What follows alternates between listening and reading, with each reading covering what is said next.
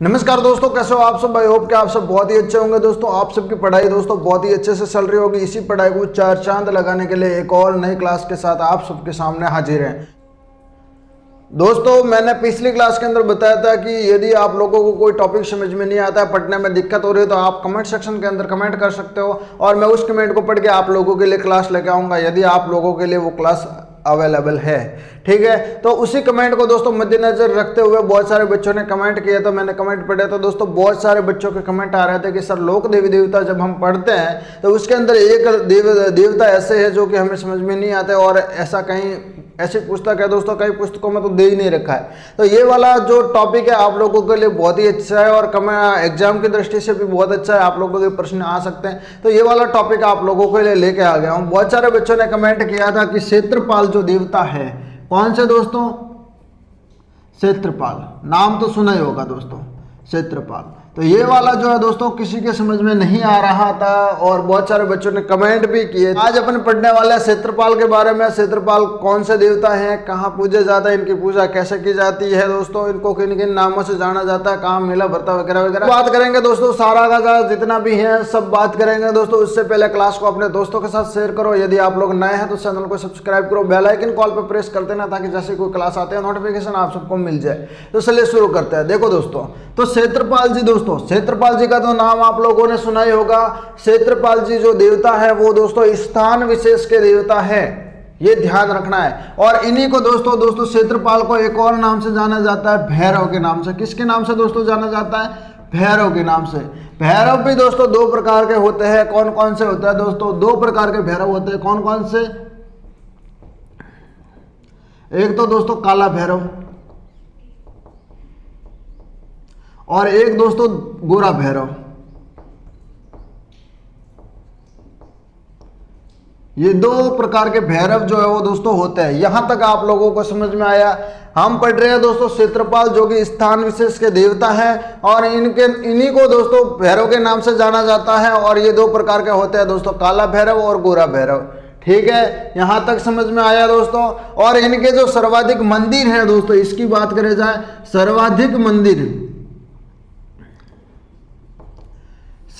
मंदिर की बात की जाए तो दोस्तों सर्वाधिक जो मंदिर है क्षेत्रपाल जी के वो दोस्तों डूंगरपुर में है। कहाँ पर है दोस्तों? डूंगरपुर में। यहां तक समझ में आया कि नहीं आया? ये याद रखना है, एग्जाम के अंदर जो पूछा जाएगा दोस्तों वही मैं बता रहा हूं। ठीक है, आगे बात करें दोस्तों, आगे अपन बात करें तो इन्हीं के दोस्तों तीन रूप हैं, तीन प्रकार की प्रतिमाएं होती है। क्षेत्रपाल जी की क्या होती है दोस्तों? तीन प्रकार की प्रतिमाएं होती हैं। कौन कौन सी होती है दोस्तों तीन प्रकार की प्रतिमाएं? सात्विक, तामसिक और राजसिक। कौन कौन सी होती है दोस्तों? सात्विक, दूसरी होती है दोस्तों तामसिक, ये भी बहुत ही इंपॉर्टेंट है। राजसिक भी इंपॉर्टेंट है, तामसिक, और एक होती है राजसिक। तो ये आप लोगों के लिए इंपॉर्टेंट है। ओके, सात्विक, तामसिक और राजसिक, ये प्रतिमाओं के रूप है दोस्तों। तीन प्रकार की प्रतिमाएं होती है और इनके अंदर दोस्तों बात की जाए, सात्विक जो है दोस्तों उसके अंदर कितनी भुजाएं होती है? तो सात्विक जो होती है उसके अंदर 2 या 4 भुजाएं होती है, 2 या 4 भुजाएं होती है, ये याद रखोगे। ओके, सात्विक जो होती है उसके अंदर 2 या 4 भुजाएं होती हैं। और बात करें दोस्तों इस तामसिक की, तो तामसिक में 8 भुजाएं होती हैं, यानी कि 8 भुजा अपन लिख सकते हैं। 8 भुजा या फिर अष्टभुजा भी इसको कहते हैं। और राजसिक की अपन बात करें तो राजसिक के अंदर 6 भुजाएं होती हैं। कितनी भुजाएं होती हैं? 6 भुजाएं होती है। यहां तक समझ में आया कि नहीं आया? मैं वही बता रहा हूं जो आपके एग्जाम के लिए इंपॉर्टेंट है। आप लोगों का एग्जाम कितना नजदीक है आप लोगों से ज्यादा कोई नहीं जानता, आपको टाइम टेबल सब पता है। ओके, तो आप लोगों को ध्यान से पढ़ना है अब। ठीक है, और दोस्तों बात करें साथ ही साथ दोस्तों इसके अंदर तो जो क्षेत्रपाल जी है उनकी जो मूर्ति है दोस्तों निर्वस्त्र और त्रिनेत्र जो होती है वो सबसे अच्छी मानी जाती है। और इसी के अंदर एक कहावत है दोस्तों, आधे में देवी देवता आधे में खेतला। क्या दोस्तों? आधे में देवी देवता और आधे में खेतला, ये कहावत फेमस है। और दोस्तों जो खेतला जी का नाम पड़ा दोस्तों, खेतला जी का नाम तो आपने सुना होगा, खेतला जी। खेतला जी का नाम दोस्तों इन्हीं से पड़ा है, क्षेत्रपाल से ही खेतला जी का नाम जो है वो पड़ा है, ये थोड़ा सा ध्यान रखोगे। और ये दोस्तों खेतला जी हैं वो जगदम्बा के पुत्र है। किसके हैं दोस्तों? जगदम्बा जी के पुत्र। ये थोड़ा सा ध्यान रखोगे। यहां तक समझ में आया कि नहीं आया दोस्तों? यहां तक समझ में आया? हाँ, अब आगे बात करें। देखो दोस्तों, खेतला जी है दोस्तों, वो गांव के अंदर दोस्तों बैठते हैं और यहाँ पे दोस्तों आधे में देवी देवता और आधे में खेतला जी, ऐसा कहावतें जो है वो फेमस है। ओके, यहाँ तक समझ में आया? देखो, जब किसी लड़की की शादी होती है तो लड़की को शादी से पूर्व दोस्तों खेतला जी के थान पे जाना पड़ता है, खेतला जी ज्वारना पड़ता है और बहुत सारी प्रक्रियाएं वो सारी करनी पड़ती है। यानी कि शादी से पूर्व वहाँ पर जाकर बहुत सारी लड़कियां जो है वो खेतला जी के थान जाती है और वो अपने सिर पे सुनरी ओढ़कर जो है वो प्रसाद को ग्रहण करती है। यानी कि किसी लड़की की शादी है तो उसको सबसे पहले शादी से पूर्व खेतला जी के थान जाना होगा, ये मान्यता है। ठीक है, उसके बाद दोस्तों देखा जाए दोस्तों तो छोटे बच्चे होते हैं, उनकी दोस्तों बाल बढ़ाए जाते हैं, सोटी बढ़ाई जाती है, उनके 5 साल तक सोटी नहीं काटी जाती। उसके बाद दोस्तों बात करें तो उनके ननिहाल के अंदर उनकी जो है वो खेतला जी उतारते हैं। इनको खेतला उतारना कहते हैं, खेतला उतारना कहते हैं। क्या कहते हैं दोस्तों? खेतला उतारना।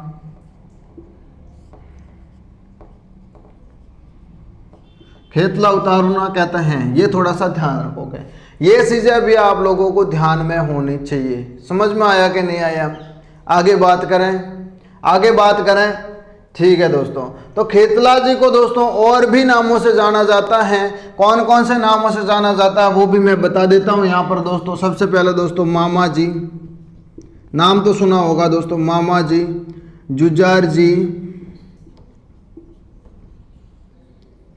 मामा जी, जुजार जी। उसके बाद दोस्तों बात करें वीर बाप जी,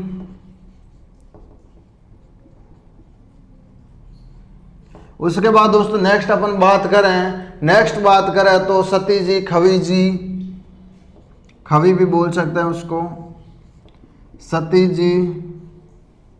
उसके बाद नेक्स्ट बात करें अपन तो बायासा। ठीक है, तो इनको भी दोस्तों क्षेत्रपाल का ही रूप माना जाता है। तो सबसे पहले बात करते हैं मामा जी की। तो मामा जी जो अपनी गांव की रक्षा के लिए या फिर अपनी मातृभूमि की रक्षा के लिए जो लड़ते हुए समर्पित होता है, अपने प्राणों की आहुति देता है, शहीद होता है, उनको मामा जी का रूप माना जाता है और इनको जुजार जी के रूप में पूजा जाता है। दोस्तों यही इंपॉर्टेंट है। यहाँ पे देखो दोस्तों, इनको जो अर्पित होता है वो घोड़े होते हैं, मिट्टी के घोड़े अर्पित होते हैं, ये ध्यान रखोगे। ठीक है, मिट्टी के घोड़े वो अर्पित होते हैं। उसके बाद दोस्तों बात करें तो ये मामा 2 प्रकार के होते हैं। मामा जी कितने प्रकार के होते हैं दोस्तों? 2 प्रकार के होते हैं। एक तो खारे मामा होते हैं और एक मीठे मामा होते हैं। ध्यान रखोगे ये दोस्तों, खारे मामा और मीठे मामा। खारे मामा होते हैं उनको तो सब कुछ भोग लगता है, लेकिन दोस्तों मीठे मामा होते हैं इनको दोस्तों उसके बाद दोस्तों पतासे, मक्खन या फिर दोस्तों हलवे, इनका जो वो भोग लगता है और खारे मामा को सब कुछ जो वो भोग लगता है। ये थोड़ा सा ध्यान रखोगे। आगे बात करें वीर बावसी की बात करते हैं। तो वीर बावसी को दोस्तों क्या कहा जाता है? वीर बावसी की बात करें तो उज्जैनी का वीर कहा जाता है। इसको क्या कहा जाता है? उज्जैनी का वीर। उज्जैनी का वीर किसे कहते हैं दोस्तों? वीर बावसी को।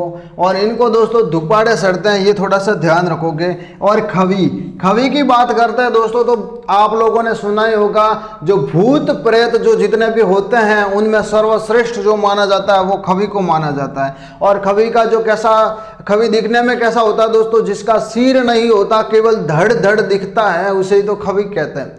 और जो दोस्तों किसी की आकस्मिक मृत्यु हो जाती है और दोस्तों उसको जो कोई योनि में नहीं जाता, किसी भूत के योनि में नहीं जाता, वो सीधा खवी की योनि में प्रवेश करता है। तो ये दोस्तों खवी जो होता है बहुत ही खतरनाक होता है, और ये थोड़ा सा ध्यान रखोगे। उसके बाद दोस्तों बायासा और सती जी दोस्तों, जो सती होती है वही है जो आप लोगों ने सुना होगा, जो अपने पति के साथ सती होती है उन्हीं को सती कहते हैं। और बायासा किसे कहते हैं दोस्तों? बायासा किसे कहते हैं? सामूहिक जौहर के स्थान को किसको? सामूहिक जौहर। जो सामूहिक जौहर होता है, जौहर करती हैं बहुत सारी स्त्रियां मिलकर जौहर करते हैं, उस स्थान को बायासा कहते हैं। क्या कहते हैं? सामूहिक जौहर को सामूहिक जौहर। ठीक है, इन्हें बायासा कहते हैं। जो स्थान होता है सामूहिक जौहर स्थान होता है उन्हें बायासा कहते हैं, ये थोड़ा सा ध्यान रखोगे। उसके बाद दोस्तों बात करते हैं, यहाँ पर इनको मदिरा भी चढ़ती है जिससे धार कहा जाता है, ये थोड़ा सा ध्यान रखोगे। क्या चढ़ते हैं इनको? मदिरा, जिससे अपन क्या कहते हैं दोस्तों? धार। ठीक है, ये ध्यान रखोगे, ये चीज़ आप लोगों को ध्यान में रखनी है। और सती उन्हें कहते हैं दोस्तों जो अपने पति के साथ सती होती है, ये पहले प्रथा होती थी, अब नहीं होती है, तो उन्हें सती कहते हैं। और आगे देखो दोस्तों, यहाँ तक मैंने आप लोगों को बता दिया। अब दोस्तों एक और आप लोगों के लिए कमेंट आ रहे थे कि सर जो पितृदेव हैं, पितृदेव उन्हें समझाइए, तो पितृदेव को भी थोड़ा सा ले लेता हूँ यहाँ पे दोस्तों। पितृदेव,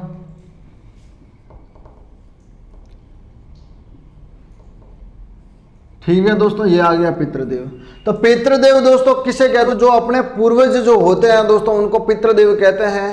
पूर्वज जो दोस्तों मोक्ष प्राप्त नहीं करते, जिनकी आकस्मिक मृत्यु हो जाती है दोस्तों, जो मोक्ष प्राप्त नहीं करते उनको पितृदेव कहते हैं। और साथ ही साथ दोस्तों इनकी बात करें पितृदेव की, तो अपन ही दोस्तों ये सर्वाधिक मात्रा में डूंगरपुर की बात करते हैं दोस्तों। ये सर्वाधिक कहाँ होता है? डूंगरपुर में। डूंगरपुर में दोस्तों दीपावली की बात करें, दीपावली से दोस्तों दीपावली के बाद 15 दिन तक 15 दिन तक जो है वो पूरा का पूरा दोस्तों पितृदेव के लिए दोस्तों वो 15 दिन का पूरा अठवाडिया जो होता है, ये थोड़ा सा ध्यान रखो कि दीपावली के बाद जो 15 दिन का अठवाडिया होता है पूरा का पूरा पितृदेव को समर्पित होता है, जिसे दिवाड़ा कहते हैं। क्या कहते हैं दोस्तों? दिवाड़ा। ये ध्यान रखोगे, दिवाड़ा किसे कहते हैं? पितृदेव को समर्पित। ये प्रथा है दोस्तों, पहले प्रथा होती थी और अब भी दोस्तों प्रचलित है डूंगरपुर में सर्वाधिक पितृदेव। तो जो पूर्वज होते हैं दोस्तों अपने, जिसको मोक्ष प्राप्त नहीं होता, उनके लिए दोस्तों दान किया जाता है और दोस्तों उनके लिए यज्ञ वगैरह करवाए जाते हैं और उनके लिए दोस्तों पूजा अर्चना की जाती है। वो सारा का सारा इसके अंदर आ गया पितृदेव के अंदर। ये तो आप लोगों के प्रश्न जो कहाँ से बनते हैं वो भी मैं बता देता हूँ। पितृदेव सर्वाधिक जो है वो डूंगरपुर में होता है। दीपावली से 15 दिन तक जो है वो, दीपावली के बाद 15 दिन तक जो है वो अठवाडिया जो सारा का सारा होता है वो पितृदेव को समर्पित होता है। और ये दोस्तों इसको क्या कहता है? दिवाड़ा कहते हैं। आई होप ये आप सबको यहाँ तक समझ में आया होगा। आप लोगों के जो कमेंट्स थे उनके हिसाब से मैंने पूरी वीडियो बनाई है। आप लोगों को जो क्षेत्रपाल के बारे में नहीं पता था तो ये भी बता दिया, और आप लोगों ने कमेंट किया था पितृदेव का, तो ये भी मैंने बता दिया। तो यहाँ तक आप लोगों को पूरा का पूरा समझ में आया होगा, और समझ में आया है तो लाइक करना दोस्तों। यदि समझ में नहीं आया तो एक बार फिर क्लास को अटेंड करना, दोबारा देख लेना दोस्तों। आप लोगों को सारा का सारा जितना भी है समझ में आ जाएगा। और दोस्तों इस क्लास के अंदर इतना ही, मिलते हैं एक नई क्लास के अंदर। उससे पहले दोस्तों आप लोगों को कोई और टॉपिक समझ में नहीं आया तो कमेंट सेक्शन के अंदर कमेंट कर सकते हो दोस्तों। उसके लिए दोस्तों हाजिर होंगे एक नई क्लास के साथ, और तब तक के लिए दोस्तों पढ़ते रहो दोस्तों। आप लोगों के पास समय बहुत ही कम है दोस्तों। क्लास के अंदर इतना ही, मिलते हैं एक नई क्लास के अंदर। तब तक के लिए दोस्तों जय हिंद।